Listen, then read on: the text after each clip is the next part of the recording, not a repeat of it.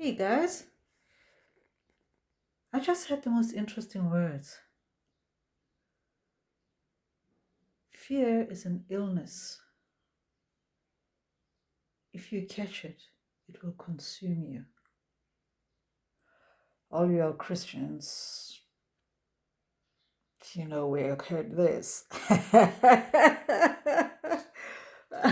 Nonetheless, that's besides the point. My point is that not just about true though.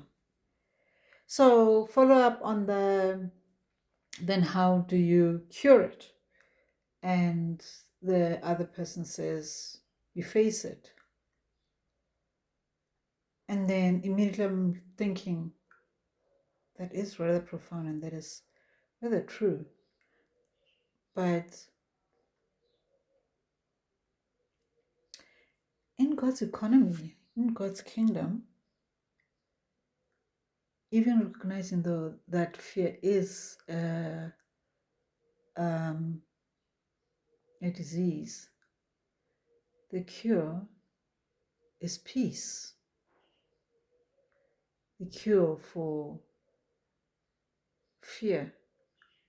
What makes me say that is that if you go to Proverbs, it says, guard your heart, putting the onus on us to do the guarding. And then it continues on that particular part of Proverbs. And then in John, it then says, John wrote that Jesus said, peace I give to you, my peace I give, not as the world gives, do I give to you. And it continues to say, let not your heart be troubled. My understanding, my hearing when I hear something like that says, that leaves then the onus again once more on me to ensure that I don't let my heart be troubled.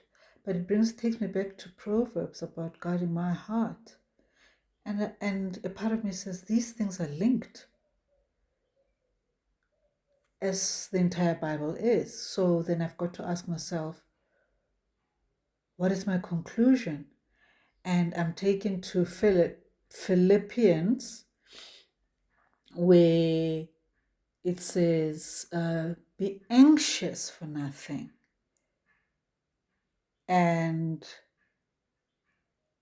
with all prayer and supplication, it goes on and on and on. And then at the end, it says, and the peace of God guards your heart. I forgot, I didn't look at the scripture itself, so I might be misquoting it.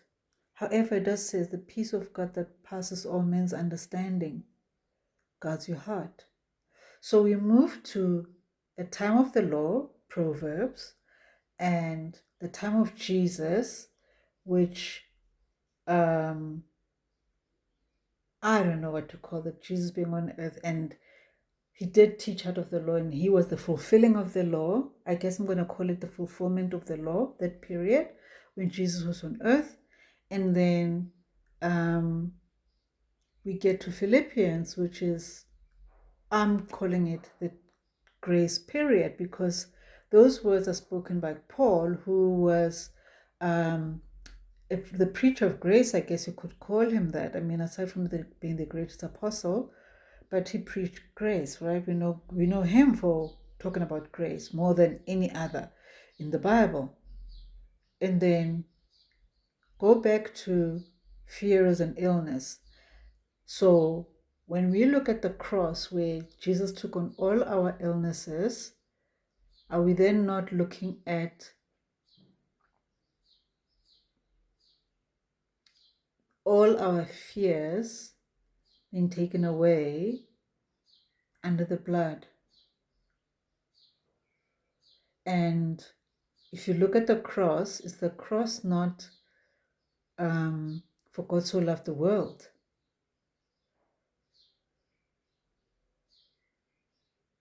I'm pondering.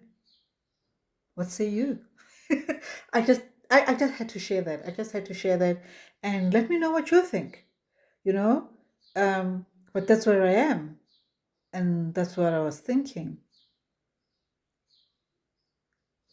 And trust me, I was not even looking at anything closely religious or whatever you want to call it. Yeah. Anyway, yeah, guys. So thank you once again for joining me on Daily Convo. So let's have a further conversation and be pondering. Hey?